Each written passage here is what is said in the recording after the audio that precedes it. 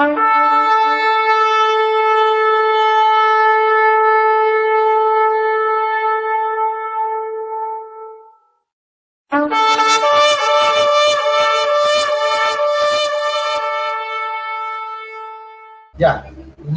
Shabbat Shalom para todos los hermanos que están siguiendo esta transmisión por esta vía de YouTube, nuestro canal Verdad de Vida. Bendiciones para todos ustedes, hermanos. Estamos desde Guayaquil, Ecuador, en compañía de nuestro hermano Marcelo Espinosa y nuestro hermano Alejandro Espina desde Estados Unidos.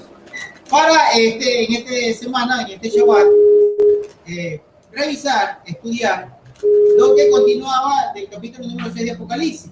A partir del versículo número 4, vamos en esta tarde a estudiar la justicia del Eterno y su juicio contra la anomía, contra la perversidad, que realmente es contra la transgresión de la Torá. Con nosotros también está Marcelo Espinosa, con quien vamos a llevar este tema, así mismo con el hermano Alejandro Pina desde Miami. Adelante, Marcelo. Shabbat Shalom a los hermanos.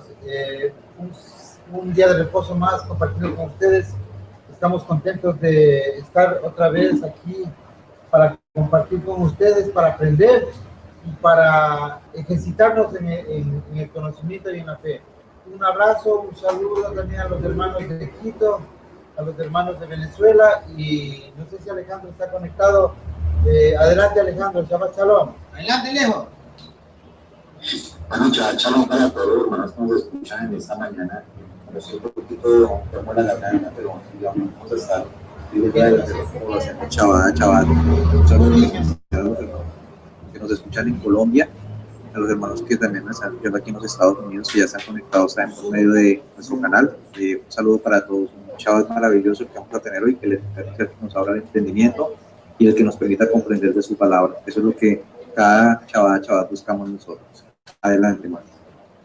Bien, entonces vamos a iniciar, hermanos, abriendo nuestros textos bíblicos, cualquiera que tengamos a la mano, porque lo que hacemos acá precisamente es revisar dónde están los errores que nos han permitido comprender el pensamiento original de los que nos transmitió el Eterno por medio de sus emisarios, por medio de sus enviados.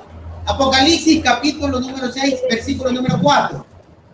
Apocalipsis 6:4 dice: otro caballo salió, uno rojo, y a su jinete se le dio el poder para quitar la paz de la tierra y hacer que la gente se asesinara unos a otros. A él se le dio una gran espada. Entonces, acá estamos ante un evento, el segundo evento, que es la rotura del segundo sello, porque la semana pasada vimos el primer sello de aquel jinete que salía en el caballo blanco, que salía para conquistar el reino. Para conquistar el reino hay que vencer a los malos, que es lo más lógico. Si se va a hacer una conquista, la conquista lleva como consecuencia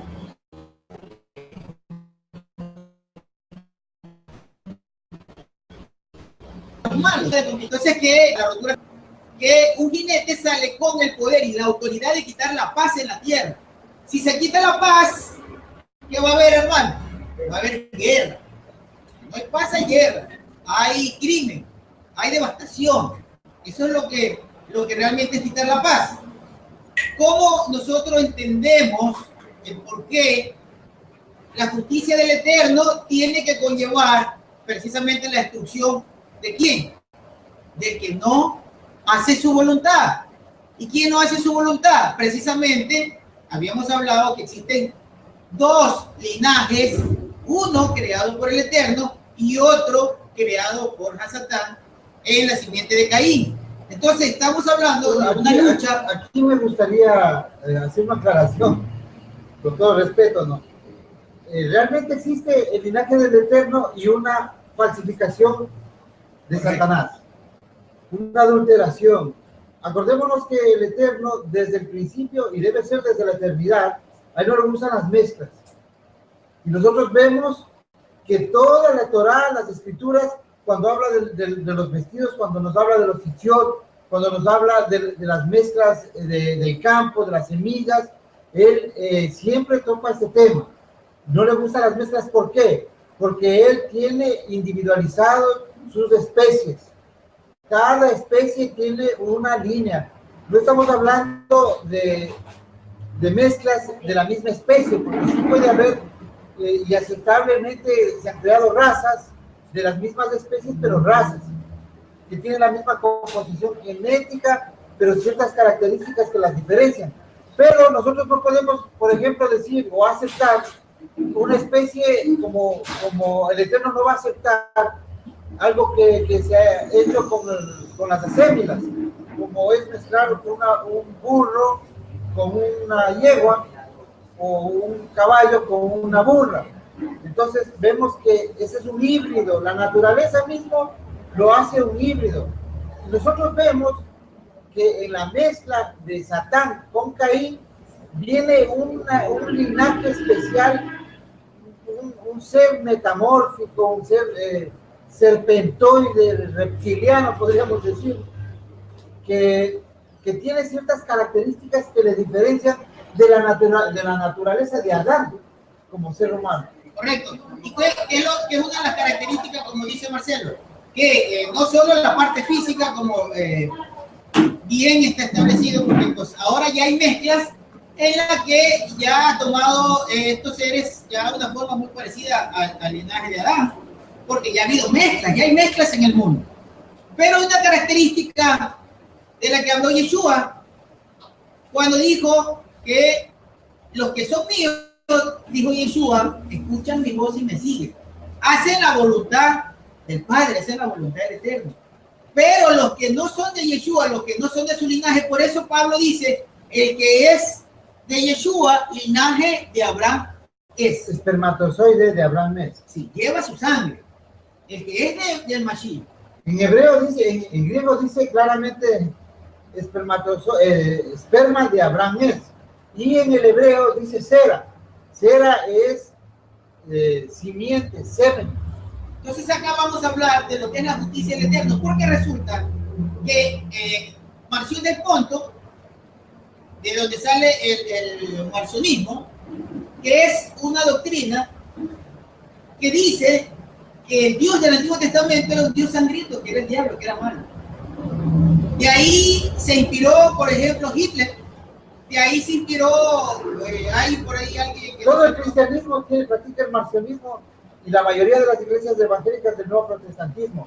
Debemos hacer un paréntesis aquí para poder explicar qué es el marcionismo. Marción del Ponto vivió en el año 135, luego de la tercera rebelión judía. Marción del Ponto es hijo de judíos, pero él ya es un gentil, se ve como gentil, y como tiene problemas los judíos, ya con Adriano, que ya decide cambiar el nombre por Palestina, prohíbe el Shabbat y prohíbe la circuncisión, la mayoría del pueblo sale a la diáspora, y nace el marcionismo cuando él proclama en su libro Antítesis, un libro que está perdido, que fue perdido por la Iglesia Católica. Este libro contenía la doctrina que es pilar también del catolicismo, de lo que luego fue el catolicismo, la teoría del reemplazo. El marcionismo es decir que el pueblo de Israel está desechado.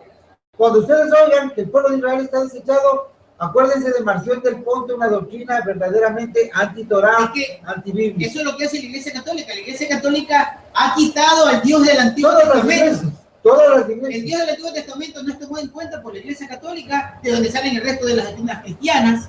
Solamente para ellos, el Dios de ellos es Jesús. Pero el Dios del Antiguo Testamento no va, porque para ellos supuestamente la ley que ese Dios se le dio a Moisés es para muerte, es para matar. Y eso es totalmente falso, porque la ley, o la Torá, que realmente es su nombre, fue dada ¿para qué? Para que dé vida. Porque la Torá, cuando uno la guarda, lo que hace es hacernos que nuestros días sean cumplidos, por cuanto la Torá es santidad, es salud, es bienestar para cada persona. Y nosotros vemos, a propósito del marcionismo, porque vamos a hablar un poco de este tema, Marción del Ponto escribe también un artículo que se llama Diálogo con Trifón. En el libro Diálogo con Trifón, Marción está escuchando a un judío que se llama Tarfón, que está en el Talmud, discutiendo con sus discípulos sobre la condición sociopolítica de Israel frente al imperio. Y Marción del Ponto dice, esta es una conversación del Israel antiguo, esa ya no es mi conversación. Yo soy Israel espiritual, no tengo nada que ver con la política de Israel, eso es allá. Entonces él empieza a crear la división entre el verdadero pueblo que Yeshua vino a rescatar y algo nuevo que se llamó la nueva iglesia cristiana, se llamó luego el Israel espiritual. Cogió el Antiguo Testamento y suprimió todos los libros, solo tomó las cartas de Pablo y la carta de Lucas, porque él aseguraba, y él es quien transmitió la idea de que Lucas es un médico griego. Entonces dijo, no quiero nada judío yo en mi Biblia, y apartó. Pero a propósito de Lucas, que todo el mundo, todo el cristianismo cree que es griego, existe en los rollos del Mar Muerto que aparecieron en 1947 un fragmento que es del 246Q en la caverna 4. Fue encontrado un fragmento de Lucas 1:35 escrito en arameo, que es el fragmento más próximo a los eventos, más o menos a 10 años de la resurrección, fue escrito y guardado por los decenios. Eso nos quiere decir dos cosas. Primero, que Lucas no era griego, sino Mordecai. Era un escritor, un escriba judío, posiblemente levita, que creyó en el Mesías. Y en segundo lugar, que se escribió en arameo, que la Biblia fue escrita en el Antiguo Testamento en arameo porque era su lengua original, y también en el hebreo. El arameo y el hebreo es como decir hoy el portugués con el español. Hay una similitud, una base, que son los idiomas semitas. Tienen un punto en común que se podían entender. Adelante, Marcio. Bien, entonces como estamos hablando, es importante esto, lo del Marción del Ponto, porque es el punto de donde sale la doctrina en el que el Antiguo Testamento no es necesario o se debe desechar y solo tomar en cuenta el Nuevo Testamento, pero con las manipulaciones de la Iglesia Católica, que luego es parte de todo el cristianismo porque es la madre del resto de las religiones. Bien, entonces estamos analizando Apocalipsis 6:4. Otro caballo salió, uno rojo, dice acá Juan, y su jinete se le dio el poder para quitar la paz de la tierra. Si quitamos la paz de la tierra es porque entra la tierra en guerra, en conflicto, y hacer que la gente se asesine unos a otros. A él se le dio una gran espada. Hermanos, Yeshua anticipó todos los sucesos que iban a acontecer para los tiempos finales. Mateo 24, nos vamos a dar cuenta de algo importante. Mateo 24, versículo 11. En Mateo 24, desde el 23, al final del 23, él ya empieza a decir todos los acontecimientos. Mateo 24, 11 dice, muchos falsos profetas se levantarán. Esto es importante, porque este falso profeta, por ejemplo, fue Marción del Ponto. No podemos tomar solo el verso de acá, el siguiente verso, si es que no tomamos el verso 11, porque está ligado. Si lo separamos, no sabemos de qué nos habla. Muchos falsos profetas se levantarán y engañarán a muchos. Y por el aumento de la violación de la Torá, se enfriará el amor de muchos, pero el que se persevere hasta el fin se salvará. ¿Perseverar en qué? Si nos está hablando que se van a levantar personas que van a engañar, y dice que luego va a haber la violación a la Torá, entonces se va a quitar la paz, sí, se va a quitar el amor. A los hermanos que están teniendo una Biblia Reina Valera como el hermano Ney acá, está que busca donde dice la violación de la Torá y no va a encontrar. No va a encontrar, ¿por qué? Porque esa Biblia la traduce como la maldad. Pero tiene razón, porque la violación de la Torá es la maldad. Gran maldad. Y la Biblia de los testigos de Jehová dice desafuera. Esa es para extraviar, esa es ya deliberadamente quisieron confundir, porque el común de los de a pie no sabemos originalmente qué es desafuero. Claro. Ahora, si nosotros vamos ya acá a la gráfica, que lo van a ver ustedes en sus pantallas, acá les he traído de la Reina Valera, más antigua que la que están tomando ahora. Esta creo que es la 1906. Acá, 1909, vemos Mateo 24:12, pero con el diccionario Strong, que es un programa que codifica palabra por palabra la Reina Valera. Ya, en buena hora que dices eso también, porque hay que aclarar que el diccionario Strong es basado en la Biblia Reina Valera 1909, la cual está basada en la Biblia del Oso de 1562, hecha por Casidoro Reina, y esta está basada en el Textus Receptus de Erasmo de Rotterdam, que es una traducción de la Vulgata del siglo IV. Entonces, no tenemos un escrito griego, hermanos, en nuestras Biblias, sino que tenemos un escrito mal traducido al latín en el siglo IV y luego traducido otra vez al griego. Con todos sus errores. Ya, ¿por qué no tomaron ellos Biblias que sí están en griego anteriores a la Vulgata del siglo III? Y había la Peshitta arameo, que es del primer siglo. Pero es que no les interesaba. ¿Por qué? Porque tenía muchas cosas, muchas doctrinas que no comprendían en unos casos, y para ellos fue más fácil traducir la Vulgata con un pensamiento católico al griego para decir que tomaron de los originales griegos. Sí existen originales griegos anteriores a la Iglesia Católica del 325 de Nicea, que son el código sinaíticos, y del tiempo de Nicea más o menos desde el Código Vaticano. Ya. Para que ustedes puedan ver, tenían que ver.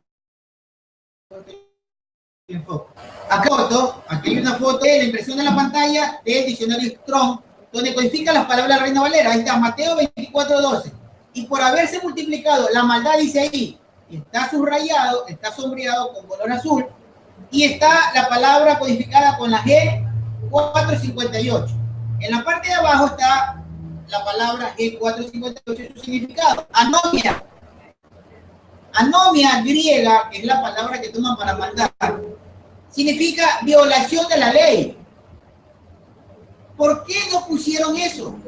Si la palabra anomia griega significa violación de la ley, ¿por qué no pusieron que por haberse multiplicado la violación de la ley va a aumentar la maldad? Todos hubieran entendido, el cristianismo general hubiera entendido que cuando se está en violación de la ley, se está en maldad. Entonces nunca hubieran aceptado el hecho de que un sacerdote o un pastor diga que la ley ya se la puede violar, que la ley ya no va, que la ley no existe, porque se hubieran dado cuenta de que se estaría en maldad al violar la ley. Ahora, dice anomia o anomo porque la A es un prefijo que significa sí. Sí, norma significa. En griego, y por eso en español también conservamos esa regla. Esto ha conllevado, hermanos, a que inclusive el texto de Shen-Tov, porque hay un texto de Mateo Hebreo que se llama el Mateo Hebreo de Shen-Tov, tiene prácticamente pues muy parecida la traducción. ¿Por qué? Porque este médico, según sabemos que era un médico del siglo XII, ¿verdad? Del siglo XII, que tomó el Mateo y trató de llevarlo, de hecho lo llevó al hebreo. Pero digamos que por los eruditos de la lengua hebrea, sabemos que al llevarle al hebreo recuperó su valor original. ¿Por qué? Porque el Mateo tiene toda la estructura de una escritura hebrea, tiene la forma, todos los que son peritos en lenguas saben que no se puede haber escrito en griego Mateo. Primero, por el contexto histórico. ¿Quién escribió Mordejai Ben Leví? ¿Quién es? El greco-romanismo lo llamó Mateo. Él nunca supo que se llamaba Mateo. Y él era un sacerdote levita que estaba designado para recoger los impuestos. Por eso nadie quería saber nada de él en el tiempo del Mesías y le decían que era un publicano.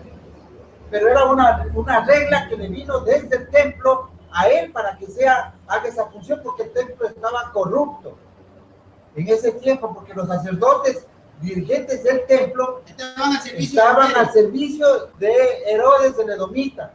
No olvidemos que Edom siempre en las escrituras es el enemigo del pueblo israelita, y Edom se asoció con Roma para tener sometido al pueblo hasta el día de hoy.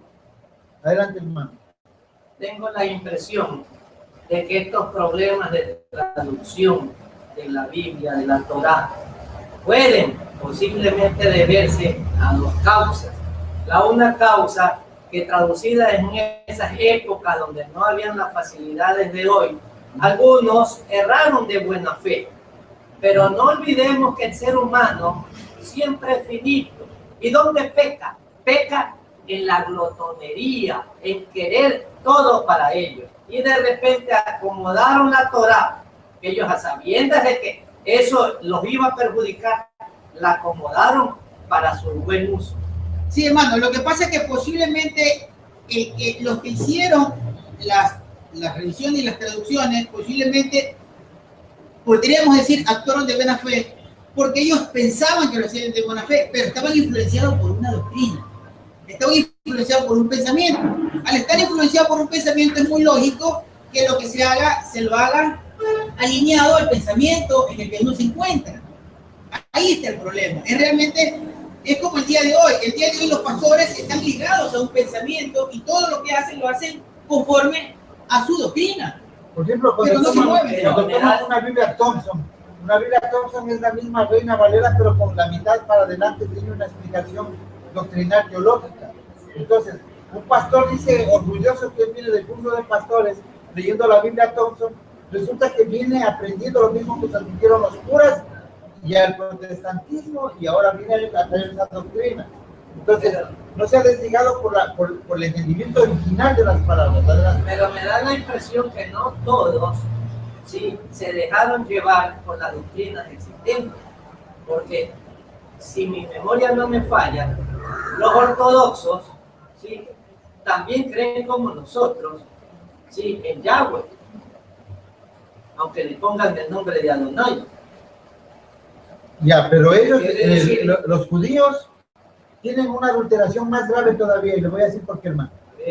Porque el judío escribió desde el siglo VI, la familia de los masoretas, la familia de Masora, es una línea de escribas que en 3 siglos hizo la traducción desde el siglo VI hasta el siglo IX del Antiguo Testamento de la Biblia Reina Valera. Cuando ellos hacen esa traducción, ya sabiendo que en los versos originales de la Septuaginta y los escritos de Esdras, los escritos que venían más o menos conservándose tradicionalmente, y el Targum, que son interpretaciones en otros idiomas de los textos de la Biblia que se leían en las sinagogas en el tiempo del Mesías, ya decía que había ido a haber una resurrección en Isaías 53. Existen versos que dice Yahweh reina desde el madero. Existen versos donde está el Mesías anunciado desde antes de que nazca, desde que verá luz, pero el judío lo cambió deliberadamente en el siglo VI y anuló versos y anuló palabras. La palabra que anula la resurrección es clave. Isaías 53:10 dice que morirá el Mesías morirá. Y en el verso 11 de Isaías 53 dice, y luego verá luz, pero hablando de resurrección. Y le borran, y esa Biblia no va a encontrar este verso en la Biblia Reina Valera, y el cristiano sigue una doctrina de los católicos en el Nuevo Testamento y de los judíos en el Antiguo Testamento, y no encuentra eso. Pero ¿cómo sabemos nosotros si podemos comprobar?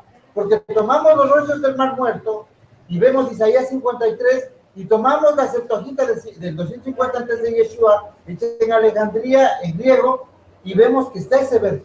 Además existen versos por la misericordia del Eterno que los puso hecho acróstico. Un acróstico es del Aleph Bet, del Aleph al Tav, cada verso, y ellos se comieron una letra. ¿Cómo sabemos? Porque falta una letra. ¿Y dónde lo encontramos? En los anteriores, donde no tenían necesidad de tapar al Mesías porque todavía no nacía. Entonces, sí vemos que nosotros debemos de estar conscientes de que el tiempo de la apostasía se han sumado todas estas cosas del que habló Pablo. Apostasía es una posición contraria a la Torá, una posición rebelde.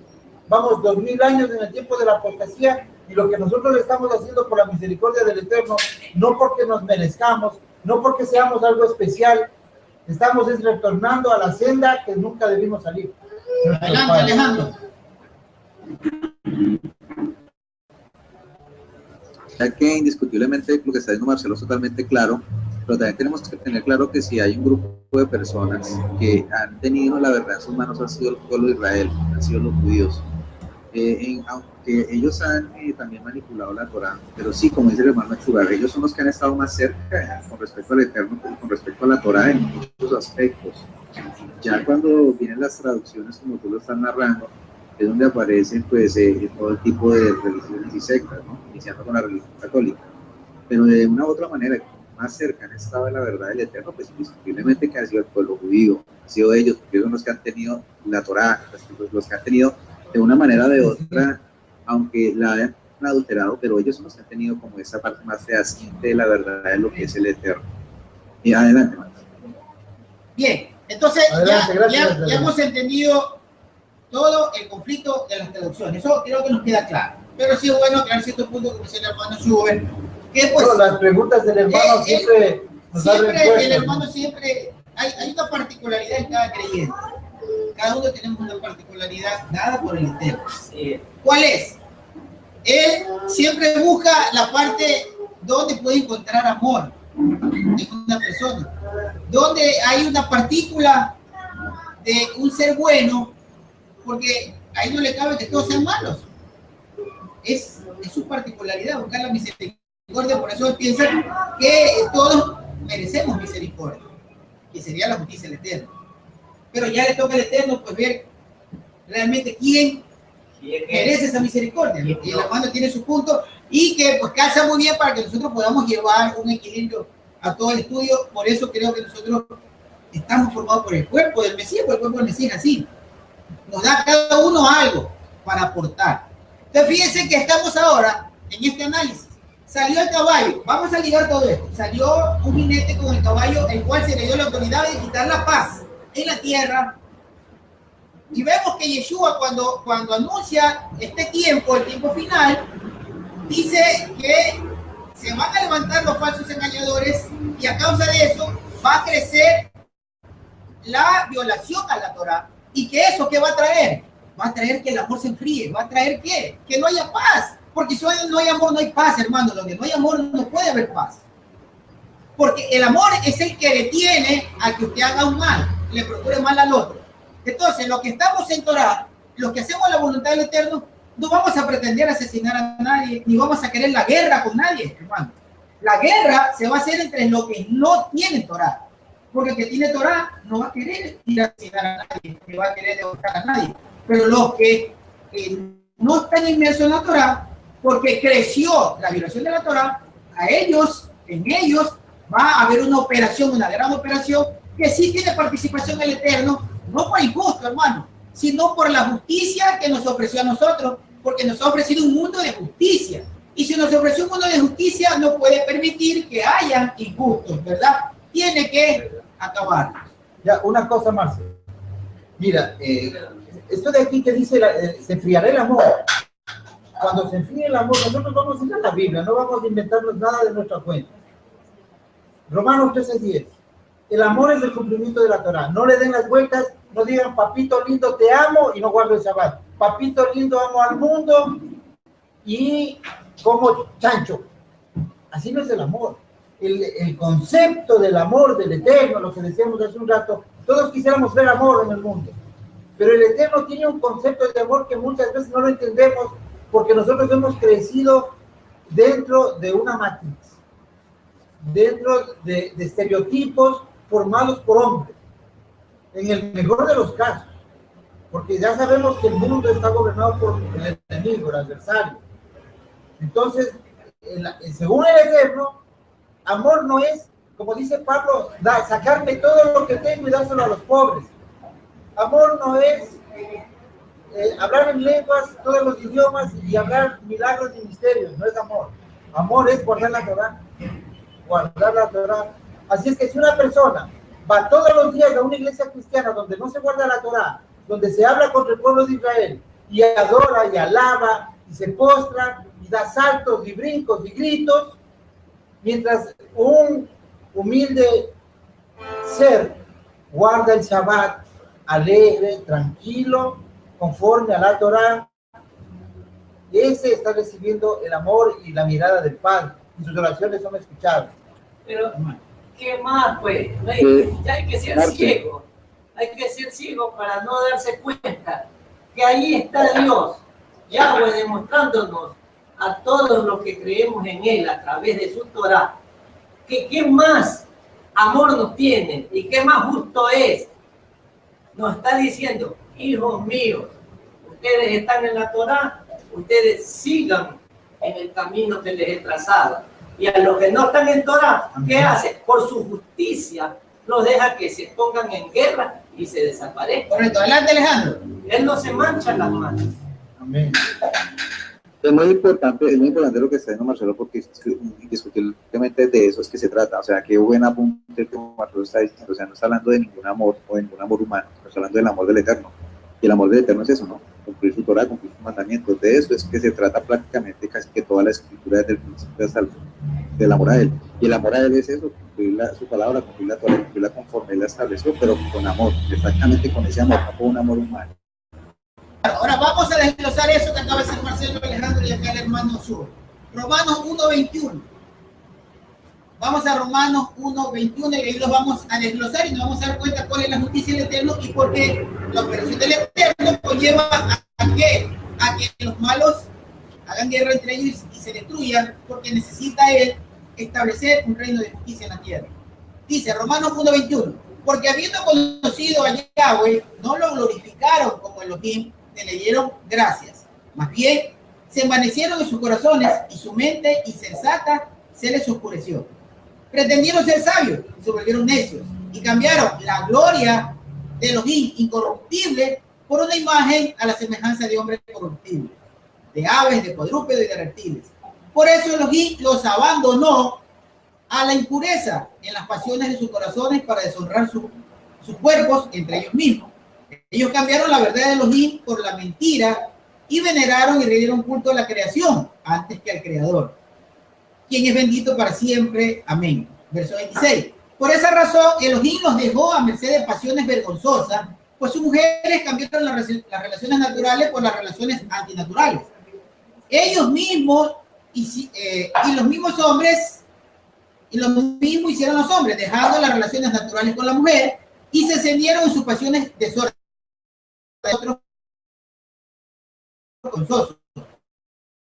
y recibiendo en sí mismo el castigo que corresponde para su extravío, corresponde para estos actos.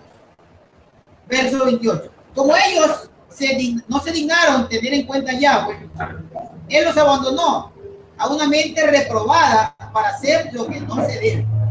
Se han llenado de injusticia. O sea, ¿qué es la injusticia? Anomía, iniquidad, violación de la Torá. Se han llenado de injusticia, de maldad, de avaricia, perversidad.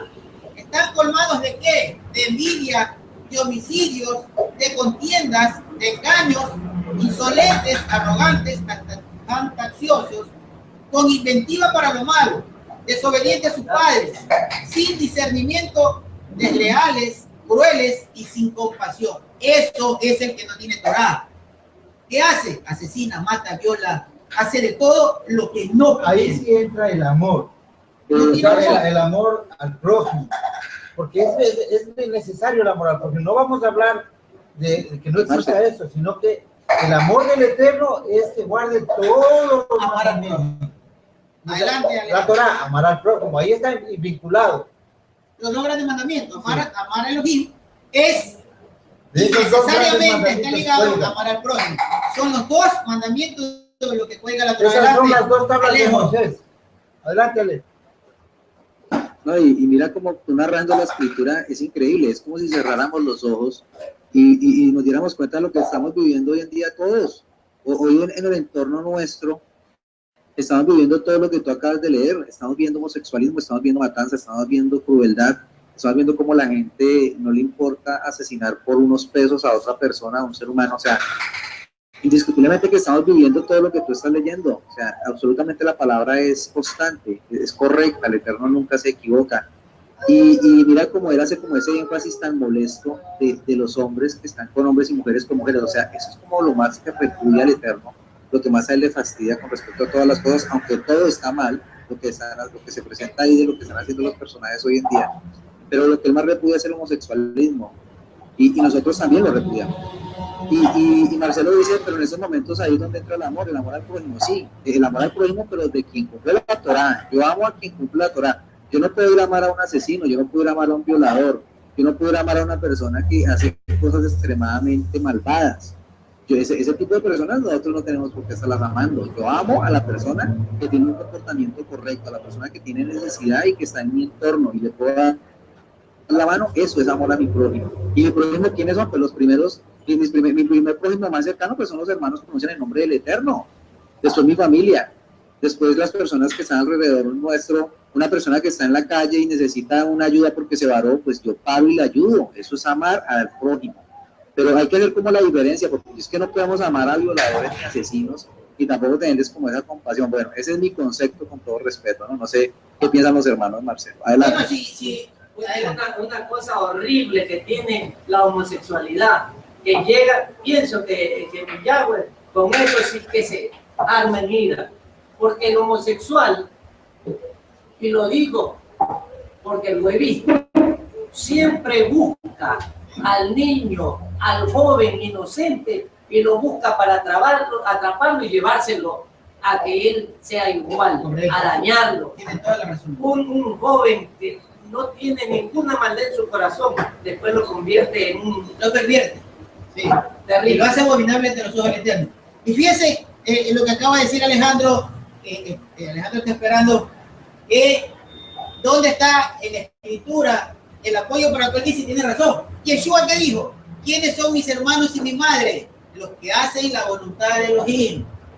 El que guarda la Torá es el que hace la voluntad de Elohim. Eso tiene toda la razón. Nosotros vamos a quién. Amamos al que tiene el corazón dispuesto para hacer la voluntad del Padre. Pues no vamos a amar al asesino, al violador, al perverso, al que está cometiendo actos bochornosos para las personas. No podemos amarlo. Ese es un error donde los pastores dicen, es que Dios ama al pecador. Dios no ama al pecador. Es una forma de sometimiento ese. Claro, eso es falso. Dice, no, es que Dios ama al pecador. Ahí es cuando yo sí le doy la razón a Carlos Marx, que decía que la religión es el opio del pueblo. ¿Por qué? Porque cuando enseñaron mandamientos falsos que se van contra la Torá, de amar a... Cuando dicen, hay un mandamiento que dice, toda autoridad es puesta por Elohim, pero en el tiempo de Israel, pues, en el tiempo de Israel, no ahora. No puedo, entonces, ¿qué hacen con ese verso? Te dicen a ti que vayas y te sometas a los masones banqueros. ¿No es así? Una preguntita para que me ayuden. ¿Quiere decir que estoy haciendo bien o estoy haciendo mal en no ayudar a la mujer que ayudó a mi hijo a irse de este mundo? Ayudo a mis nietos, pero a ella no le doy ninguna ayuda. Estoy haciéndolo bien. Por supuesto. Usted tiene obligación con sus nietos porque son su sangre, pero ella ni siquiera guarda Torah, no es ni de la familia de la fe. Ni siquiera de la familia de la fe. Pero si puede hacer misericordia, acuérdense de algo, que nosotros no estamos en este camino porque nos merecemos. Entonces nosotros debemos acordarnos de que estamos aquí por misericordia, por gracia. Den de gracia. Arce. O sea, eso se llama hacer misericordia. Claro que son. Pero de ahí la Torá me obliga a que yo sea tenga reglas con mis hermanos. Claro, o sea, aquí hay dos cosas que tenemos que apreciar. Un ratito, Alejandro, dos cosas que tenemos que apreciar. La razón del hermano es cómo yo, digamos, sostengo, ¿no es cierto? Primero, una persona que no le interesa para nada a los hijos. Otra, que le quitó la vida a su propio hijo. Él no la condena, porque el que va a encargarse de eso es el Eterno. No la condena, pero tampoco le puede aplaudir lo que hizo. No podemos aplaudir lo que hizo. No. ¿Cuál es su misericordia? Yo no te condeno. Como hizo Yeshua. Tú cometiste una falta, yo no te condeno. Eso no me corresponde a mí. Ya no me corresponde a mí. Ella enfrentará y será la misericordia del Eterno. ¿Nosotros qué vamos a hacer? No la vamos a agredir. No le va a devolver mal por mal. Porque si fuera que va a él a llevar el juicio en sus manos, entonces él tendría que hacer lo que dice la Escritura. Ojo por ojo y diente por diente. Pero él no lo va a hacer. Porque aprendió la misericordia. Y la misericordia es, yo no te voy a quitar la vida como tú se la quitaste a mí. Ahí es un acto de misericordia. Eso es un acto de misericordia. Porque bien hubiera podido hacerlo. Pero luego de eso, sostenerla, pues, Ya no le corresponde. Adelante, Alejandro. Bueno, con respecto a lo que dice Marce, que nosotros estamos en este camino por gracia, yo con toda humildad, hermano, y no me van a tomar mal las palabras que voy a decir los hermanos que nos están escuchando, yo tengo por seguro que indiscutiblemente el Eterno ya tenía planeado que nosotros despertáramos a su camino. Él ya tenía planeado, porque él ya sabía nosotros quiénes éramos, y él ya tenía desde el principio su mente planeado en qué momento nos iba a despertar y quiénes éramos. Pues esto no es de que fue de chiripa, pero fue como de casualidad de chiripa que el Eterno me despertó. No, el Eterno lo tenía planeado, o sea, indiscutiblemente que en su misericordia y en su amor, porque Él nos ama y nos ama desde antes de todas las cosas, en ese amor profundo de Él ya sabía quiénes eran sus hijos y Él sabía cuándo los iba a llamar, así de sencillo, como la parábola que Él mismo dijo del hijo pródigo. Igualito, el hijo pródigo se va al lado de su padre, pasa mil necesidades, pero vuelve con la cabeza agachada el día que tiene que volver y su padre lo está esperando con los brazos abiertos. Exactamente nosotros lo mismo con el Eterno, o sea, nosotros con mucha humildad lo tenemos que decir, pero tampoco es que ha sido como tan de gracia, o sea, el Eterno ya lo tenía planeado, el Eterno ya tenía planeado y claramente el Mesías dice: mis ovejas oyen mi voz y cuando la oyen y la reconocen, me siguen. Así de sencillo y así de claro son las cosas con el Eterno. Ahora, con respecto a nuestros hermanos cristianos, nosotros no tenemos, hay muchas cosas y muchas diferencias que tenemos con nuestros hermanos y aún con los hermanos de muchos grupos mesiánicos, pero no por ese hecho de que hayan una serie de diferencias, les dejamos de amar en el Eterno, porque nosotros salimos de ahí. Nosotros salimos de la oscuridad, nosotros salimos de las tinieblas y hoy estamos caminando en la luz, que es el Eterno, pero ahí estamos metidos. Por lo tanto, eso nos permite a nosotros amarles, y amarles de una manera muy grande, y todo el tiempo estamos pidiéndole al Eterno para que permita que las escarchas de los ojos de ellos también caigan, y ellos comprendan y disfruten la felicidad que hoy todos nosotros que nos estamos reuniendo en este Shabbat, que estamos disfrutando. Adelante, Marcio. Bien, entonces, bueno, creo que nos quedó claro esta parte, ¿no? Amén. Que era importante. Bien. Entonces, el amor no se nos quita, la misericordia no se nos quita, el juicio no es nuestro, nosotros no vamos a juzgar a nadie, no nos corresponde. Eso le corresponde al Eterno. Dice en Apocalipsis capítulo 22, versículo 12, el que quiera ser injusto, sea injusto. El que quiera ser justo, santifíquese más. Porque yo vengo pronto y le voy a pagar a cada uno conforme con su obra. Ese es el mensaje nuestro. Si quiere seguir injusto, ¿qué podemos hacer nosotros? Seguirá siendo injusto y empeorará su estado de justicia. Pero el que ya conoció la justicia, hay que santificarse más y buscar más la justicia para que nuestras obras sean recompensadas. Ese es el mensaje. Ese es el mensaje. No vamos a juzgar, no vamos a tildar, no vamos a señalar a nadie. Porque muchos de nosotros estuvimos en esa posición. Por misericordia del Eterno. Hemos salido, Él nos sacó. Ahora hemos aprendido. Claro. Nuestra misión es enseñarle a los que están allá para que no quieren salir. Pues ya. Realmente, las leyes, ¿cómo aplican? Las leyes, ¿cómo aplicaría la regla para este tiempo con el cristianismo, por ejemplo? Nuestra relación con el cristianismo. El cristianismo no es una religión del Dios de Abraham, Isaac y Jacob. Es algo que toma y une un poco de conocimientos y doctrinas principalmente católicos, todo el cristianismo. Ya sabemos que esas Biblias son católicas, entonces nadie puede decir yo soy ajeno al catolicismo, pero leo las reglas del catolicismo, hecho por curas. Ya. Nosotros tenemos hermanos en el cristianismo. Mayoritariamente las tribus del Eterno están en el cristianismo, porque ahí fue donde fueron a buscar. El Papa Francisco el día de ayer llegó a México. México es el segundo país más católico del mundo. Pero vamos a ver el lado positivo, a pesar de que la gran ramera es del catolicismo. Nosotros vemos que México fue el país donde mayoritariamente los sefarditas del 1592, luego de la promulgación de la orden, la persecución por la reina Isabel, la Inquisición católica, salieron y llenaron todo lo que es, se poblaron México y Latinoamérica. Y el segundo país más católico del mundo es Brasil. Entonces, ¿qué estamos viendo, hermano? que donde está el pueblo del Eterno es donde se ha proliferado lo único que tenía a la mano, ahí no había Torah, y no había nada, tenemos el misericordioso. Ellos buscaron, les extraviaron, les arrancaron su creencia, les arrancaron su tradición, fueron cambiados, por eso les llamaban los judíos anusim, o los judíos escondidos, los marranos. Los anusim son los forzados, esa es la palabra anusim, judíos forzados ¿a qué? Al catolicismo. ¿Y qué es lo que han venido haciendo los últimos tiempos? Buscando como niños perdidos de su padre. ¿Y dónde se acercaron? A alguien que tenía una Biblia que le hablaba del Eterno.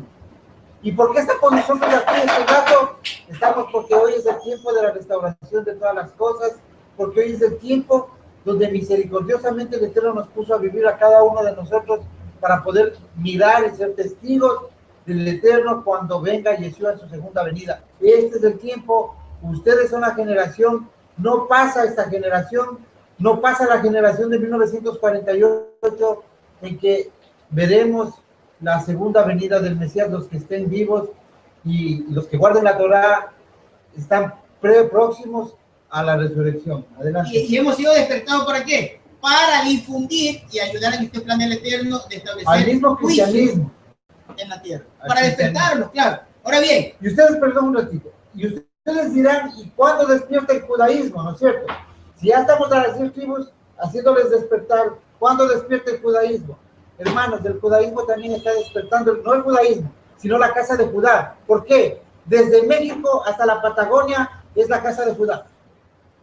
Ya está despertando el conocimiento del Mesías. Si es que alguien se preguntaba, ¿dónde están los judíos hoy? Pues estamos aquí.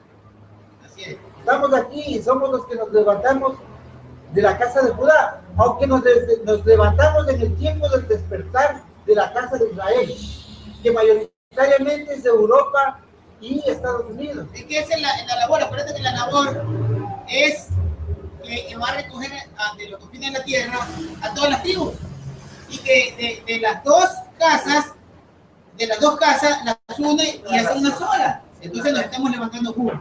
Bien, ahora, para quitar la maldad en el mundo, ¿qué hay que hacer, hermanos? Acabar con los malos. Pues, ¿cómo acabamos con la maldad? Acabar con los malos no hay otra forma. Estamos buscando la parte lógica del plan y de la actuación del Eterno. Si hay gente mala, para que se acaben los malos y queden los buenos y se establezca un reino de justicia en la tierra, hay que acabar con los malos, que se acaben los malos. Dios lo hace sencillito. No existe otra. Dios lo hace sencillo. Mire, fíjese usted, el Eterno influye en esto.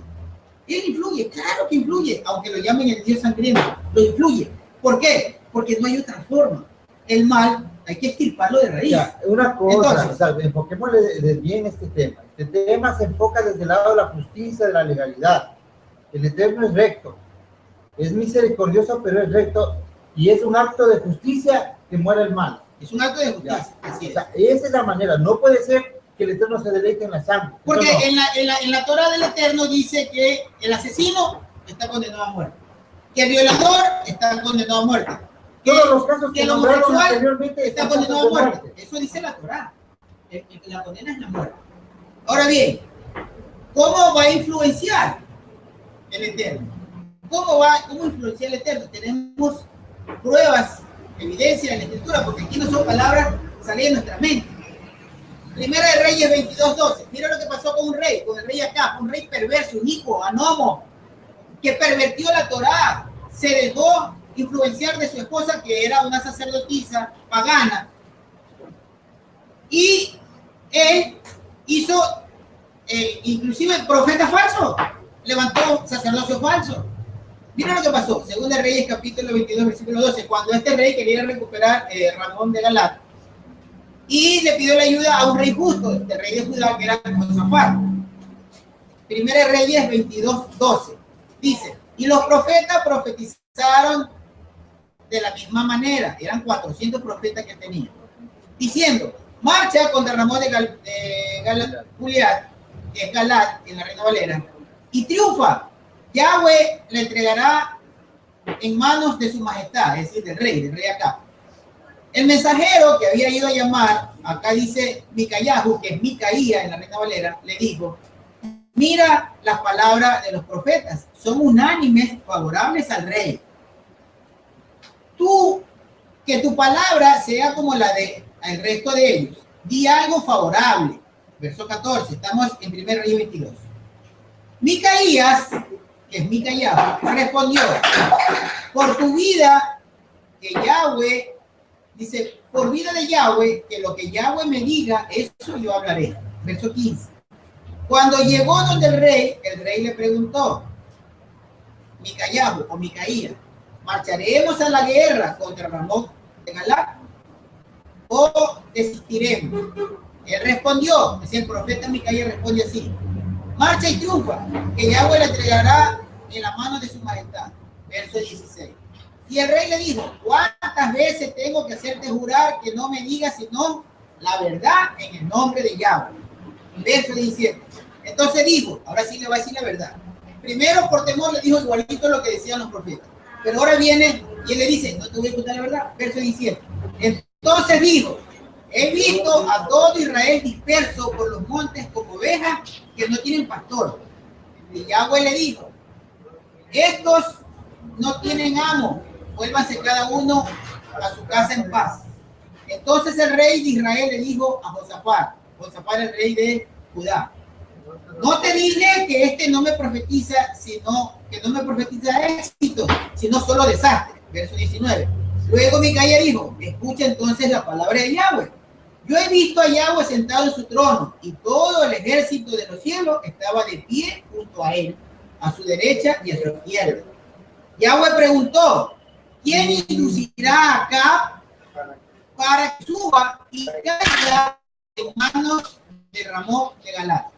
Entonces uno respondía de una manera y otro respondía de otra manera. Verso 21. Hasta que salió cierto espíritu, se puso delante de Yahweh y dijo, yo lo induciré. Y Yahweh le preguntó, ¿de qué manera? Y él le respondió, saldré y seré un espíritu de mentira en la boca de todos sus profetas. Y Yahweh dijo, tú lo inducirás y tendrás éxito. Sal y hazlo así. Verso 23. Así que Yahweh ha puesto un espíritu de mentira en la boca de todos estos tus profetas, porque Yahweh ha decretado sobre ti el desastre. ¿Cómo lo hizo? Porque ese día Acab murió. Yo les cuento lo que pasó. Acab salió y el consejo del rey Josafat, el rey de Judá, que era un rey justo, le dijo una cosa, sácate la ropa de real, porque ellos vestían una ropa real y todo el mundo lo identificaba por su vestimenta. Le dijo, sácate la ropa real y vístete de plebeyo y vamos a la guerra. Así el enemigo no sabrá que tú eres el rey. ¿Y qué pasó? Que el rey oponente lanzó una flecha hacia, hizo una parábola hacia el vacío, lanzó una flecha y la flecha cayó al rey Acab y el rey Acab murió porque estaba destinado ya. Su juicio fue morir ese día porque era un rey perverso. Fue el rey que pervirtió a todo Israel. Fue el rey que persiguió y mató a todos los profetas, excepto Elías, que no lo pudo matar. Tú nos estás mostrando a través de este pasaje bíblico que el Eterno permite muchas veces que con su poder se establezca la justicia de muerte contra los transgresores. ¿Por qué? Porque la Torah dice que el perverso está condenado a la muerte. Fíjense que Yeshua, cuando le traen a la adúltera, cuando le traen a la llamada Magdalena, sus acusadores, porque eso es un término legal, Yeshua iba a ser las veces de juez, le dicen qué hacemos con ella. Moshe dice que hay que matarla porque cometió. Chaval, hermano, que no está, wow, verdad que puede estar maravilloso este estudio, hermano, como siempre. Ya, vamos a los muros, ya, tú ya sigue nomás, ya está Bien, continuamos, hermano,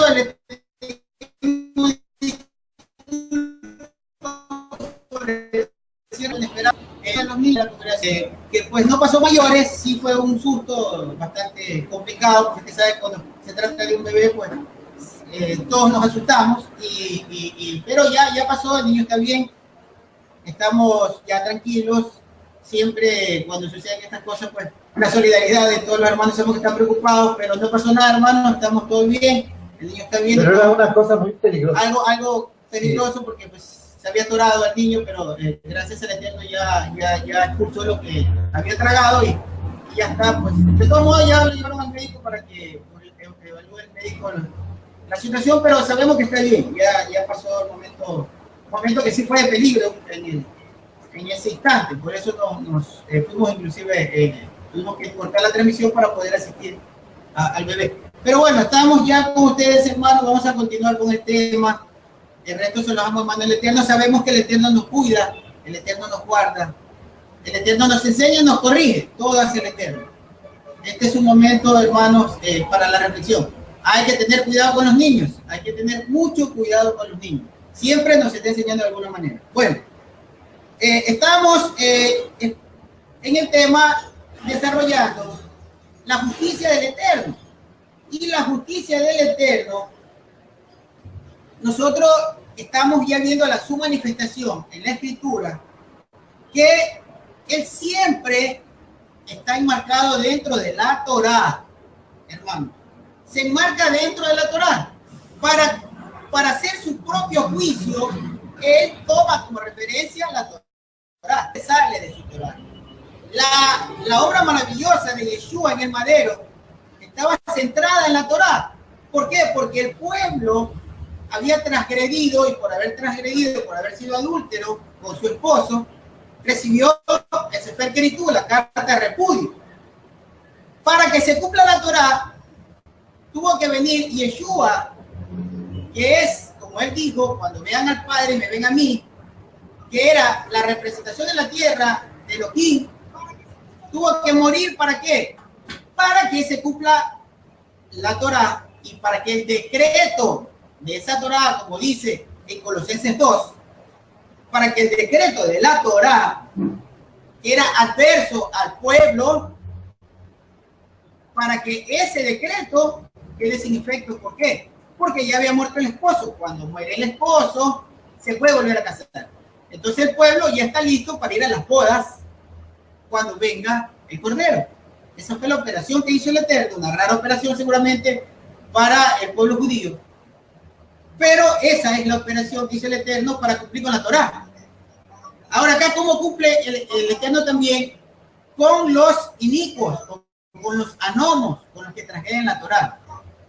¿Cómo cumple el Eterno? El Eterno, como dice la Torá, que los transgresores, que es lo que Pablo aclaraba, que los que no pusieron su mente, los que no quisieron tener en cuenta a Elohim, fueron dejados. ¿Para qué? Para hacer cosas que no convienen. Para que ellos entre sí cometan actos que los va a perjudicar. Asesinatos, muertes, guerras, todo lo que nosotros ya sabemos y de lo que Yeshua nos advirtió. En ese sentido, ya vimos, por ejemplo, que al rey Acab, un rey muy perverso, que gobernó a las 10 tribus de Israel, a la casa de Israel, el cual fomentó la idolatría en toda la casa de Israel, recibió su castigo, y para eso envió ¿a quién? A un espíritu que lo engaña, para que tome la confianza de ir a la guerra contra un ejército que lo iba a vencer, contra un ejército que iba a acabar con su vida, porque ese fue su castigo, hermano. Ahora bien, retomando el tema de que es el Eterno el que influye, nosotros vamos a ver cómo cuando el pueblo de Israel salió de Egipto, el pueblo puso estupor, puso miedo en todos los pueblos aledaños al desierto por donde iba a cruzar su pueblo. Puso un espíritu de... La persona a la que está llamando no puede atenderle, pero puede dejarle un mensaje después de la señal. Gracias. Puso un espíritu de terror, en todos los pueblos aledaños. Éxodo capítulo 23, versículo 27. Ya vamos a terminar con esta parte del tema.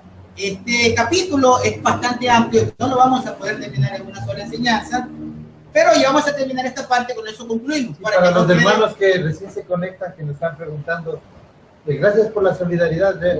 Pasó un pequeño accidente entre los hermanos, un niño, el nietito de Marcelo, se tragó algo sólido, entonces nos asustamos todos porque no podía botar un arete. Ha estado jugando y ya está todo bien, gracias al Eterno.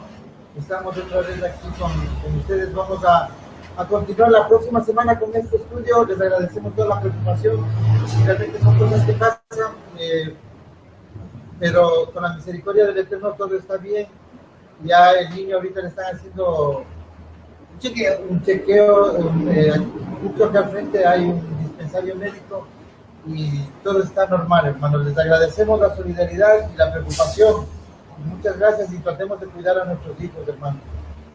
Bien, entonces continuemos. Vamos a leer tres capítulos de la Escritura para concluir el tema del día de hoy. Éxodo 23-27. Éxodo capítulo 23, versículo 27, dice: yo enviaré mi terror delante de ti y haré caer en pánico a toda la gente entre la que llegues. Y haré que tus enemigos huyan ante ti. Enviaré avispas delante de ti y arrojarán de tu presencia a los hivitas, a los cananitas, a los hititas. No los arrojaré de tu presencia en un solo año. Mírenla, todo el Eterno lo tiene planificado de una forma perfecta. No los voy a arrojar en un solo año. No vaya a ser que la tierra quede desolada y se multipliquen las bestias para tu perjuicio. Dice: los arrojaré de tu presencia poco a poco hasta que hayas aumentado y poseas el país. Mire la forma perfecta del Eterno, la influencia del Eterno en las personas. Esto es una influencia espiritual. De la misma manera hay que entender, hermanos, que opera también la influencia de los espíritus inmundos para que las personas hagan cosas que no tienen que hacer, para que hagan cosas adversamente al Eterno, para que se conviertan en adversarios, para que se conviertan en oponentes o en impíos.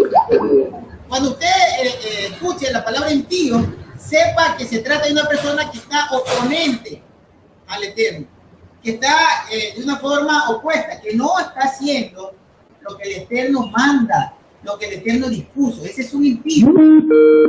Entonces, eso era lo que nos explicaba Pablo en el libro de Romanos, que son abandonados para que ellos se perviertan, se pierdan.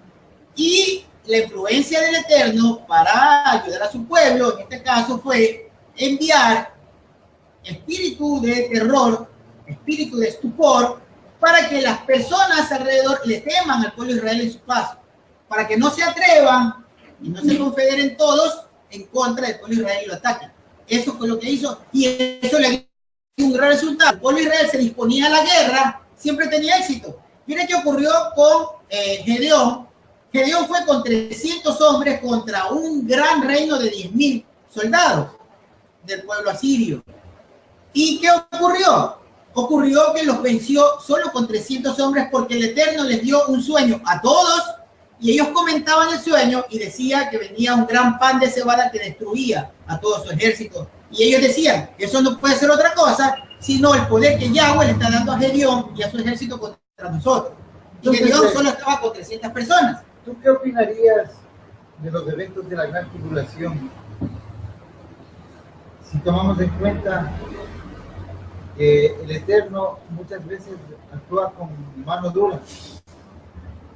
O sea, y que para muchos, ¿por qué hacemos esta aclaración y este énfasis? Porque para muchos, como la teoría del marcionismo, es la maldad del Dios del Antiguo Testamento. O sea, el Elohim castigador, el Dios castigador, como llaman. Pero realmente lo que tú estás tratando de corroborar a través del estudio es que el Eterno hace sus juicios. Claro, es que el Eterno es juicio. Es que vamos a la parte lógica. Yo pienso, vamos a hablar de una forma lógica en este momento. Nosotros tenemos una constitución. La constitución y las constituciones de todos los países son algo parecidas. ¿Cómo es que hacen una constitución para que la gente la respete? Y los que no respetan las leyes o la constitución de un país, ¿en qué se convierten? En inicuos, en delincuentes. ¿Qué es un delincuente? Es el que anda al margen de la ley de su que pueblo, viola la ley. el que viola la ley. Claro. Entonces, delante del Eterno, el que viola su ley, su Torah, se convierte en un inicuo, en un anomo, se convierte en un impío. Entonces, el impío merece castigo. Las constituciones del mundo castigan a los que están al margen de la ley. El Eterno es justo, porque esa es la justicia. ¿Por qué se le llama justicia? Es que no al que sanciona. Él mismo nos viola la Torah para que tenga validez. Si es que él no actúa de esa manera en rectitud, entonces pasa lo que sucede normalmente en las iglesias, que cada uno levanta su interpretación. Pero si nosotros vemos que él deja plantados unos patrones bíblicos, un patrón de comportamiento donde el rey nunca viola sus decretos, vemos que él dice que los dones de llamamiento son irrevocables. Además dice que lo que Yahweh bendice nadie lo puede resolver, ni él mismo. ¿Y dónde vemos un ejemplo de esto? Un ejemplo es cuando bajan del arca Noé y sus 3 hijos, y Noé bendice a los 3, a Shem, a Jafet y a Cam. Pero Cam comete la Reina Valera dice vio su desnudez, se piensa que castró o violó a Noé. Una de las dos cosas, no vamos a hablar de eso, pero cometió un acto terrible contra su padre. Sea cual fuera el acto que cometió, fue un acto terrible. Pero no recibió la maldición Cam, sino la recibió Canaán, en la 3ª generación. ¿Por qué no la recibió Cam? Porque él estaba bendecido. Así mismo, hermanos, ustedes deben darse cuenta que Yahweh no iba a cambiar. Yahweh permitió que Noé, por el orden de Melquisedec, transmitiera la bendición a sus 3 hijos, y después de haber sido bendecidos ya no podía deshacer eso. Por eso es lo que nosotros vemos, que el Eterno actúa en rectitud. Si es que él no permite que suceda la gran tribulación, la tierra no puede ser juzgada. La tierra no puede ser juzgada. Ahora, fíjense, vamos a ver algo que nos va a ayudar a entender. El hecho de que el caballo rojo y su jinete sale a quitar la paz, que va a influenciar para que haya guerra, aún entre los perversos. Isaías capítulo 45, versículo 1. Mire, antes de que nazca Ciro, este hombre en Babilonia que hizo el gran imperio babilónico cuando conquistó Jerusalén, para castigar la maldad que estaba ocurriendo en Jerusalén, porque también se había pervertido la Torá. Por eso los castigó el Eterno, les llevó cautivo 70 años. No habían dejado reposar la tierra, estaban haciendo cosas indebidas, se había acabado la misericordia, la justicia, estaban abandonando a las viudas, no estaban guardando la Torá. Entonces, Isaías 45:1 dice así: así le dijo Yahweh a Corés, a Ciro, su ungido, a quien tomó por la mano derecha para derribar naciones. Este era un hombre nacido en Caldea, este es un hombre de la región de donde salió Abraham, que eran totalmente paganas, adoraban imágenes. Además, Ciro nunca se convirtió. No se convirtió, porque él sí aceptó que Israel tiene un Elohim verdadero. Ya, pero nosotros, ¿dónde podemos comprobar? Y ahí desmontamos toda la doctrina del cristianismo que dice que San Ciro le dice que no puede ser San Ciro porque Ciro no se convirtió. O sea, no fue apartado, ¿no? Si ustedes miran en el buscador de Google, busquen el cilindro de Ciro. El cilindro de Ciro es una pieza encontrada, está, si mal no recuerdo, está en uno de los museos de España, donde tiene una inscripción claramente donde él hace alusión a los actos de misericordia que hizo con el pueblo de un Dios llamado Yahweh. O sea, él... Adelante, Alejandro. Pues me preguntan los hermanos que el hermano Marcelo habló de Noé y de lo que hizo su hijo, que qué parte de la escritura está esa parte de lo que él está narrando de esa violación o lo que el hijo hizo contra Noé. Adelante, más. Capítulo 10 ya. En el capítulo 9 o en el capítulo 10 de Génesis vemos que dice que Cam vio la desnudez de su padre. Y nosotros sabemos que ver la desnudez del Padre puede ser accidental, no puede ser una transmisión.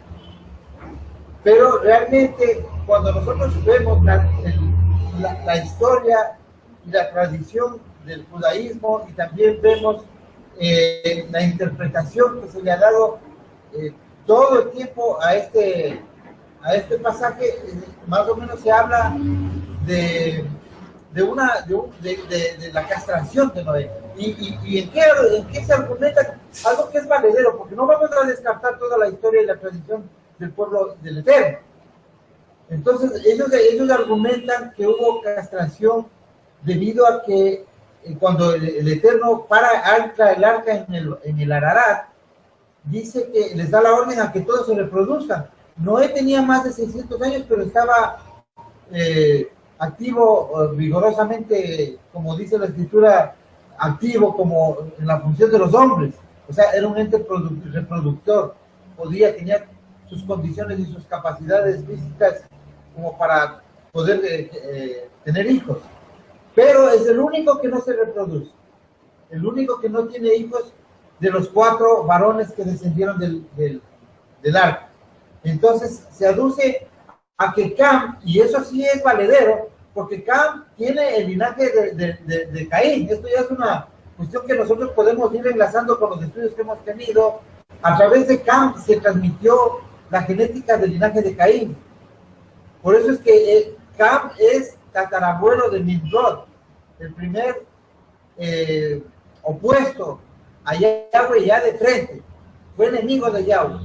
Entonces nosotros vemos que siempre desde la tierra, por la misma bendición que recibió, cuando ustedes ven la bendición en Génesis, ven que acá le dice a Cam que servirá a su hermano, a Shem. Entonces él estaba inconforme. Él habló proféticamente, Noé, así como habló Jacob cuando bendijo a Manasés y a Efraín. Habló palabras por el Ruach. Entonces no le agradó. Y él tenía en su mente dominar la tierra con su descendencia. Ellos sabían que estaban llegando a la tierra.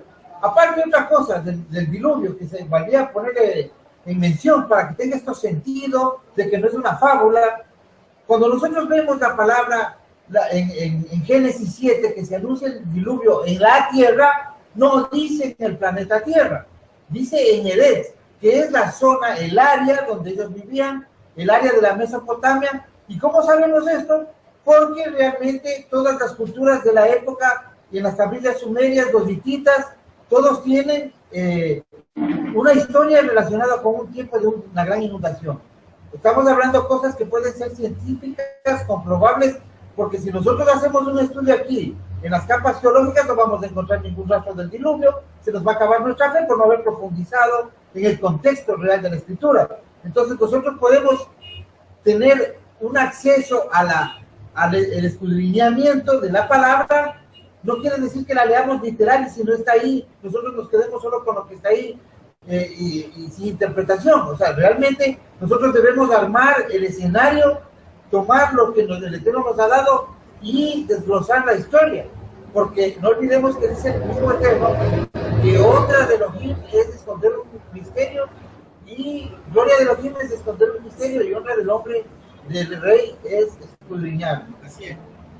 Bien, entonces, como vemos en el libro de Isaías, capítulo 45, versículo 1, que dice: así le dijo Yahweh a Ciro unido, a quien tomó por la mano derecha para derribar naciones delante de él, para quitarle los cinturones a los reyes, para abrir puertas delante de él, sin que ninguna puerta quede cerrada. Yo iré delante de ti y allanaré las montañas que se alzan, romperé las puertas de bronce y haré pedazos las trancas de hierro. Yo te daré los tesoros escondidos en la oscuridad y en lugares secretos, para que sepas que yo soy Yahweh, el Elohim de Israel. Que nunca le dice yo voy a ser tu Elohim. Le dice, le va a mostrar el poder solo para que sepa, un hombre al que lo hizo poderoso, que iba a ser el Elohim de Israel, lo iba a ser grande. Ahora, un hombre como estos es a los que se le traduce en la Reina Valera como un cuerno. La Reina Valera traduce las bestias de Ezequiel y de Daniel en las visiones. Y de esas bestias, dice, salen unos cuernos, dice la traducción. Hermanos, si las traducciones hubiesen llevado la palabra adecuada en su momento, en su contexto, ¿qué ocurriría? Que todos entenderíamos de una forma fabulosa y no hubiera habido una proliferación de tantas doctrinas diversas. Por ejemplo, veamos en Daniel capítulo 7, versículo 7. Ya vimos la influencia del Eterno, cómo influencia el Eterno, cómo lleva, cómo personas, grandes personajes de la historia, y eso va a ocurrir de nuevo. Grandes personajes se mueven a hacer algo, a crear una guerra, a hacer muchas cosas de una forma espiritual, ya sea llevados por los espíritus inmundos o ya sea como plan del Eterno para que su obra majestuosa de acabar con la maldad e imponer justicia en la tierra, para que ya no haya mal, los lleve ¿a qué? A que hagan guerra entre ellos y se destruyan. En Daniel 7:7 dice, después de esto miraba en las visiones de la noche y vi una cuarta bestia terrible y espantosa. La bestia es un imperio, una entidad, fuerte en gran manera. Tenía grandes dientes de hierro, devoraba y desmenuzaba y pisoteaba las obras con sus pies. Era muy diferente a todas las bestias que habían aparecido antes de ella. Y tenía 10 cuernos. Aquí la palabra cuerno es la palabra querem. Hebrea y aramea es la misma palabra. Querem. Codificada con la H7161. Ahora vamos a ver lo que significa esa palabra.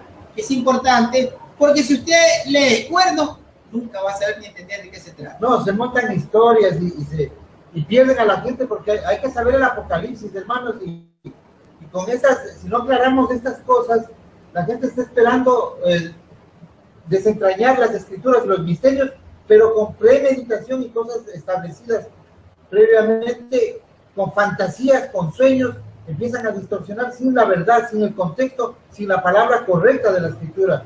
Entonces, con esto nosotros vamos a darnos cuenta qué son esos pueblos y qué es lo que nos espera en este tiempo que vienen a presentarse delante de nosotros. Identifiquemos quiénes son. Eso es importante. Mire, ahí usted está viendo en su pantalla, en la fotografía, ahí está la palabra H7161.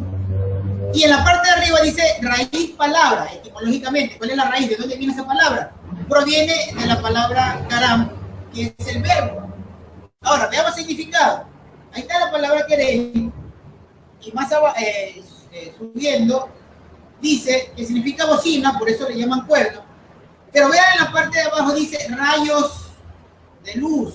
Una de las interpretaciones. Una de esas interpretaciones, rayo de luz. O sea, es algo que llama la atención. Que brilla o que sobresale. Es algo que destaca.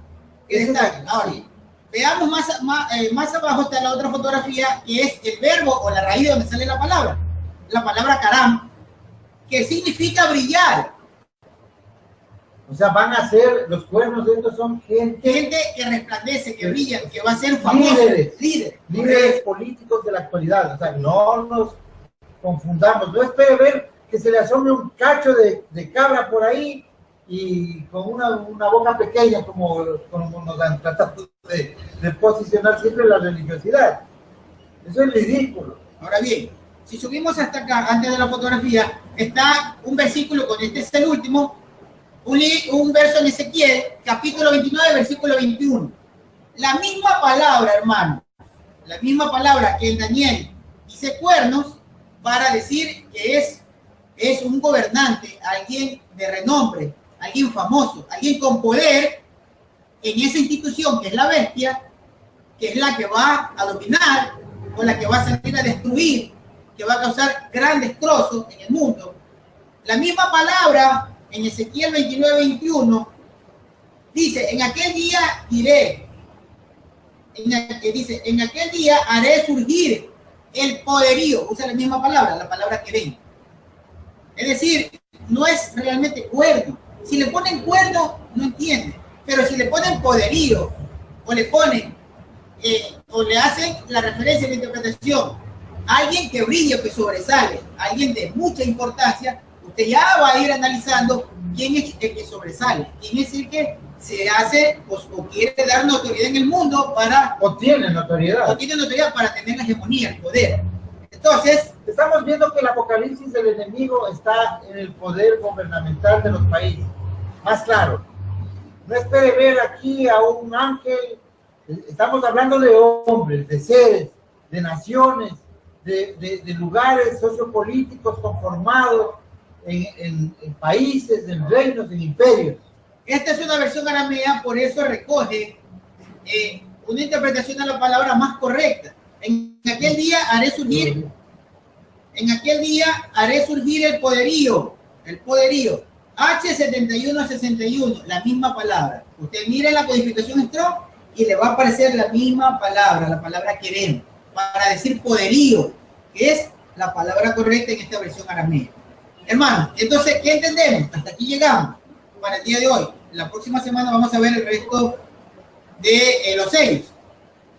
Que el Eterno implanta su justicia. Para implantar su justicia va a permitir que haya guerras, hermano. Es posible que en esa gran tribulación de la guerra, porque es momentos angustiosos, usted se puede imaginar, no sé si hay alguien, bueno, si hay personas vivas de lo que se vivió la Segunda Guerra Mundial. Existen porque esa generación seguramente debe tener ya 80 años. Deben haber personas todavía vivas en la Segunda Guerra Mundial. Sí existen. Eso fue algo terrible. Pero lo que va a ocurrir, según dice la Escritura, que en esta angustia es la angustia de Jacob, porque es la que va a recoger ya no solo va a ser la angustia de Judá. No, la angustia de todo el pueblo de Israel, de Jacob entero, de las 12 tribus, que se va a zarandear. Porque dice, y voy a zarandear a la casa de Jacob, como se zarandea el trigo. ¿Qué es la zaranda? La zaranda es para recoger el trigo, el grano que sirve, y para que la flecha que no sirve pase el colador. Entonces solamente queda el trigo que se va a utilizar. Y hermanos, una cosa, no espere ver a los judíos, porque usted es un israelita y contra usted es la gran tribulación. Entonces debe saber lo que está pasando. Eso es lo que se le dice a Juan, es necesario que prediques estas cosas. Bueno, hermanos, conmigo también, Shabbat Shalom, hermanos, a todos. Muchas gracias por la solidaridad de todos los hermanos aquí en las redes que nos mandaron por el suceso que tuvimos, ese percance, que gracias al Eterno está todo con tranquilidad, con felicidad, que nos llamaron de la clínica, que es un raspón y que no es muy grave. Entonces, que tenemos que tener un cuidado nada más de las cosas, y también recomendarles a ustedes que tengan mucho cuidado con los niños, ¿no? Sí, eso es algo importante, hermano. Fíjense, nosotros siempre estamos recogiendo hasta para anunciar, enseñar lo que nos sucede el día a día.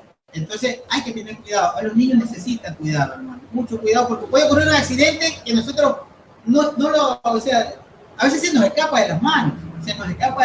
Puede suceder algo en nuestras manos, puede suceder. Pero hay que tratar de poner un poco más de, digamos, concentración. Es importante. Los niños son muy frágiles y no saben lo que hacen. Tenemos que enseñarles también a que traten de cuidarse, pero bien chiquitos es difícil. Mi hermano, que el Eterno los bendiga siempre. Mantengamos la esperanza de que Él está con nosotros y que en los momentos más apremiantes Él siempre se glorifica para ayudarnos. Pero no podemos dejar todo en manos de Él, porque entonces nuestro esfuerzo sería inútil. Primero pongamos nuestro esfuerzo y lo que ya no podemos, entonces recurrimos a Él. Prevengamos para que no tengamos momentos angustiosos. Y bien, cuando vengan los momentos de angustia provocados porque es necesario lo que va a pasar en el mundo, no vamos a pensar que no tenemos el apoyo, el respaldo, la ayuda de nuestros padres. No, vamos a tener, pero es un momento decisivo. Ahí es donde la fe tiene que perseverar en lo que creemos en el Eterno y guardamos su Torá. Eso es importante. Los momentos van a venir, hermano. No podemos deshacerlo, ni podemos ignorarlo, sino que con valentía vamos a enfrentarlo. Y toque lo que pase en ese momento para nosotros será para honrar a nuestros padres. Pero Él nos va a ayudar, nos va a proteger, Porque la Escritura dice que el que invoque el nombre de Elohim, ellos pasarán, avanzarán, ellos se escabullirán. Y en el capítulo 91 de Salmos, salvación es escabullirse. Es escapar de la gran tribulación. Eso es salvarse. Salmos 91, léalo, imprímalo, guárdalo en su corazón. Porque dice que caerán 1000 a diestra y a siniestra, pero que nosotros seguiremos avante con la ayuda del Eterno, porque vivimos a su sombra y estamos bajo su morada. Que el Eterno los bendiga, hermanos, en el nombre de Jesús HaMashiach. Hasta la próxima segunda. Shalom, hermano. De ahí se inspiró, por ejemplo, Hitler. De ahí se inspiró, hay por ahí alguien que... Todo el cristianismo practica el marcionismo y la mayoría de las iglesias evangélicas del nuevo protestantismo. Debemos hacer un paréntesis aquí para poder explicar qué es el marcionismo. Marción del Ponto vivió en el año 135, luego de la tercera rebelión judía. Marción del Ponto es hijo de judíos, pero él ya es un gentil, se ve como gentil, y como tiene problemas los judíos, ya con Adriano, que ya decide cambiar el nombre por Palestina, prohíbe el Shabbat y prohíbe la circuncisión, la mayoría del pueblo sale a la diáspora, y nace el marcionismo cuando él proclama en su libro Antítesis, un libro que está perdido, que fue perdido por la Iglesia Católica. Este libro contenía la doctrina que es pilar también del catolicismo, de lo que luego fue el catolicismo, la teoría del reemplazo. El marcionismo es decir que el pueblo de Israel está desechado. Cuando ustedes oigan que el pueblo de Israel está desechado, acuérdense de Marción del Ponto, una doctrina verdaderamente anti-Torá, anti-bíblica. Eso es lo que hace la Iglesia Católica. La Iglesia Católica ha quitado al Dios del Antiguo Testamento. Todas las iglesias. El Dios del Antiguo Testamento no es tomado en cuenta por la Iglesia Católica, de donde salen el resto de las doctrinas cristianas. Solamente para ellos, el Dios de ellos es Jesús. Pero el Dios del Antiguo Testamento no va, porque para ellos supuestamente la ley que ese Dios le dio a Moisés es para muerte, es para matar. Y eso es totalmente falso, porque la ley, o la Torá, que realmente es su nombre, fue dada ¿para qué? Para que dé vida.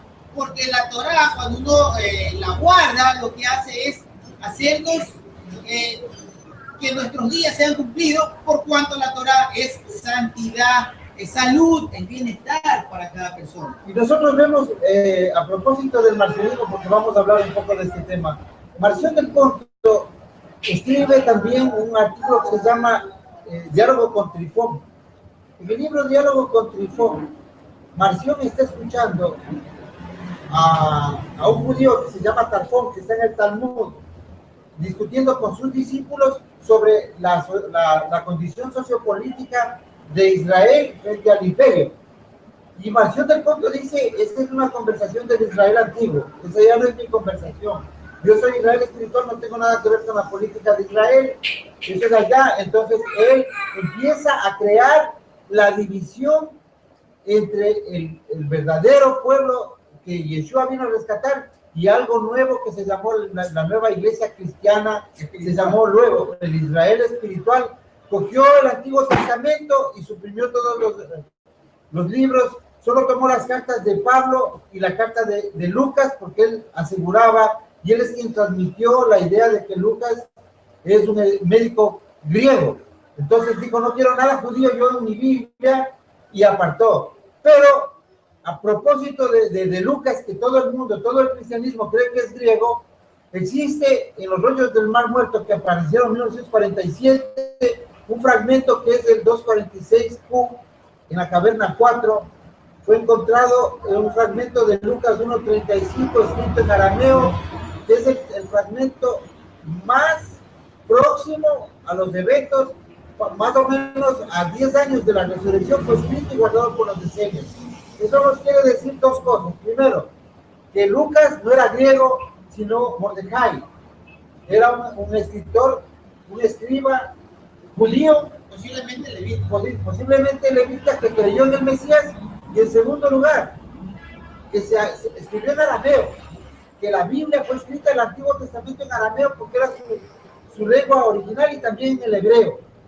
El arameo y el hebreo es como decir hoy el portugués con el español. hay una similitud, una base que son los idiomas semitas. Tienen un punto en común que se podían entender.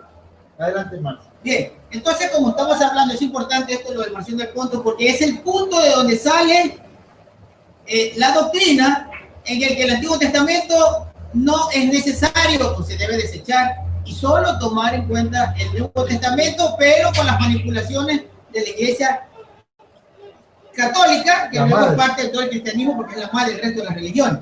Bien, entonces estamos analizando Apocalipsis 6:4. Otro caballo salió, uno rojo, dice acá Juan, y su jinete se le dio el poder para quitar la paz de la tierra.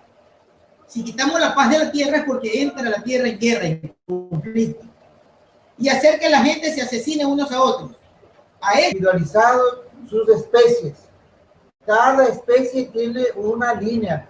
No estamos hablando de mezclas de la misma especie, porque sí puede haber, y aceptablemente se han creado razas de las mismas especies, pero razas que tienen la misma composición genética, pero ciertas características que las diferencian.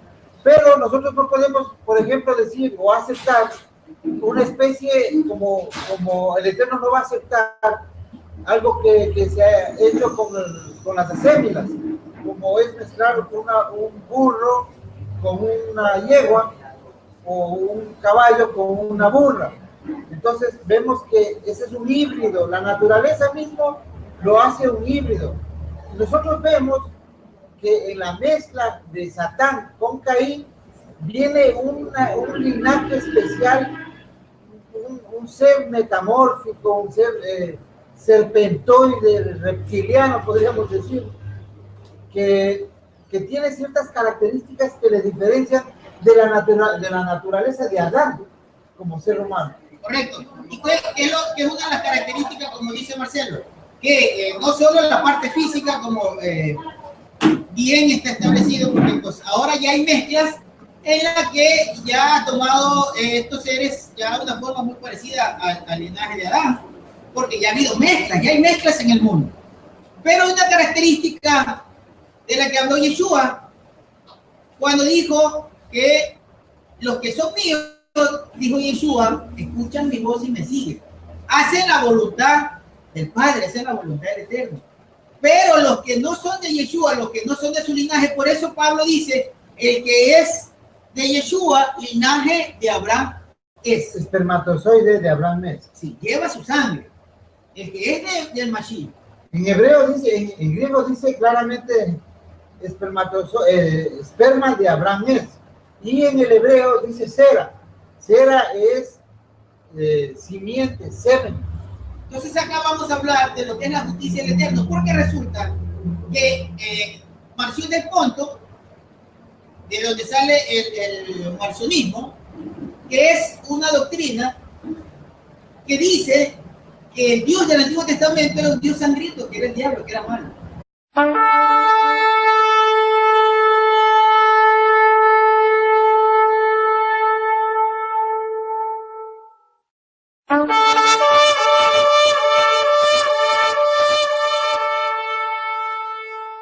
Ya. Shabbat Shalom para todos los hermanos que están siguiendo esta transmisión por esta vía de YouTube, nuestro canal Verdad de Vida. Bendiciones para todos ustedes, hermanos. Estamos desde Guayaquil, Ecuador. En compañía de nuestro hermano Marcelo Espinosa y nuestro hermano Alejandro Espina desde Estados Unidos. Para en esta semana, en este Shabbat, revisar, estudiar lo que continuaba del capítulo número 6 de Apocalipsis. A partir del versículo número 4, vamos en esta tarde a estudiar la justicia del Eterno y su juicio contra la anomía, contra la perversidad, que realmente es contra la transgresión de la Torá. Con nosotros también está Marcelo Espinosa, con quien vamos a llevar este tema, así mismo con el hermano Alejandro Pina desde Miami. Adelante, Marcelo. Shabbat Shalom a los hermanos.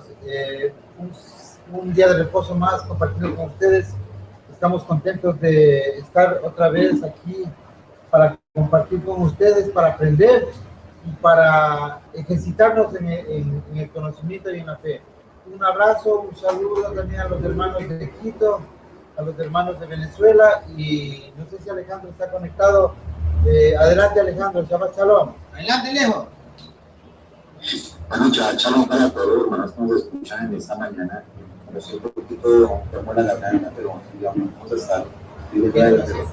Chaval. Un saludo a los hermanos que nos escuchan en Colombia, a los hermanos que también están viendo aquí en los Estados Unidos, que ya están conectados por medio de nuestro canal. Un saludo para todos, un Shabbat maravilloso que vamos a tener hoy, que el Eterno nos abra el entendimiento y el que nos permita comprender de su palabra. Eso es lo que cada Shabbat buscamos nosotros.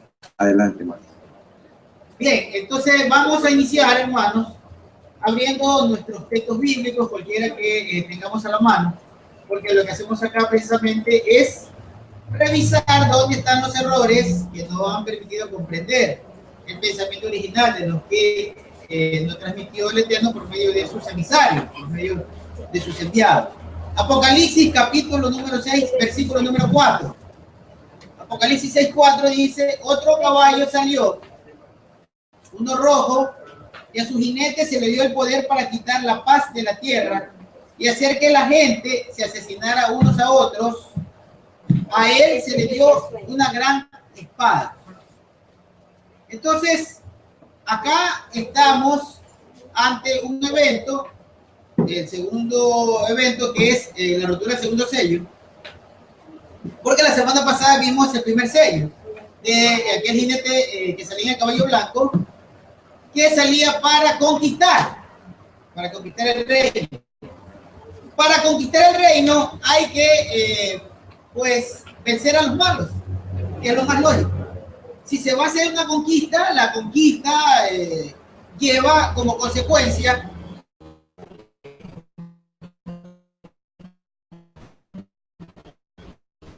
los malos. Entonces que un jinete sale con el poder y la autoridad de quitar la paz en la tierra.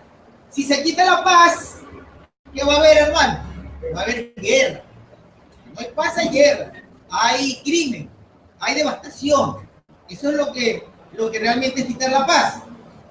¿Cómo nosotros entendemos el por qué la justicia del Eterno tiene que conllevar precisamente la destrucción de quién? De que no hace su voluntad. ¿Y quién no hace su voluntad? Precisamente habíamos hablado que existen dos linajes, uno creado por el Eterno y otro creado por Hasatán en la simiente de Caín. Entonces estamos hablando de una lucha. Aquí me gustaría hacer una aclaración, con todo respeto, ¿no? Realmente existe el linaje del Eterno y una falsificación de Satanás, una adulteración. Acordémonos que el Eterno desde el principio, y debe ser desde la eternidad, a él no le gustan las mezclas. Y nosotros vemos que toda la Torá, las escrituras, cuando habla de los vestidos, cuando nos habla de los fichot, cuando nos habla de las mezclas del campo, de las semillas, él siempre toca este tema. No le gustan las mezclas, ¿por qué? Porque él tiene